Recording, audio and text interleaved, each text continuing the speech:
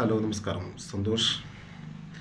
2021 കേരള നിയമസഭയിലേക്ക് മത്സരിച്ചത് 900-ൽ കൂടുതൽ സ്ഥാനാർത്ഥികൾ.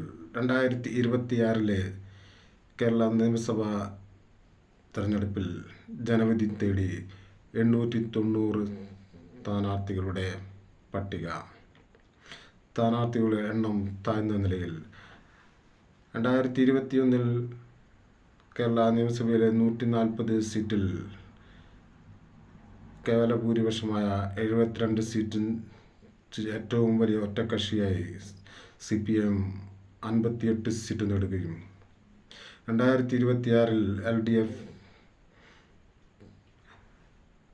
പാർട്ടിക്ക് പിന്തുണ നൽകി SDPI. വഞ്ചകർക്കുള്ള മറുപടിയാണ് തെരഞ്ഞെടുപ്പെന്ന് മുഖ്യമന്ത്രി പിണറായി വിജയൻ. കാസർഗോഡ് ജില്ലയിൽ ജനവിധി തേടുന്ന BJP നേതാവായ K. സുരേന്ദ്രൻ മത്സരിച്ചാൽ വീടില്ലാത്തവർക്ക് 3 മാസത്തിനുള്ളിൽ വീട് നൽകുമെന്ന് തിരുവനന്തപുരം കോർപ്പറേഷൻ മേയർ. കോഴിക്കോട് ജില്ലയിലെ ബേപ്പൂരിൽ നിലവിലെ MLA ആയ കേരള മുഖ്യമന്ത്രിയുടെ മകളെ വിവാഹം കഴിച്ച ടൂറിസം വകുപ്പ് മന്ത്രി പൊതുമരാമത്ത് വകുപ്പ് മന്ത്രിയുമായ മുഹമ്മദ് റിയാസിനെതിരെ 2021 LDFൽ അംഗമായിരുന്ന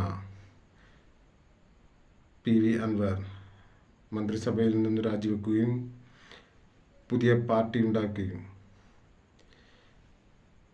ഉപതെരഞ്ഞെടുപ്പിൽ മത്സരിച്ച് 20,000-നടുത്തുള്ള വോട്ട് നേടി UDF പിന്തുണയോടെ 2026 നിയമസഭാ തെരഞ്ഞെടുപ്പിൽ മുഹമ്മദ് റിയാസിനെതിരെ മത്സര രംഗത്ത്.